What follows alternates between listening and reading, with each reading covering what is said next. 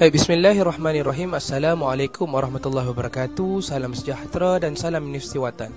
Pernah tak kita tertanya-tanya sama ada warga OKU ini dijamin masuk syurga ataupun ini adalah golongan-golongan yang tidak perlu menunaikan solat?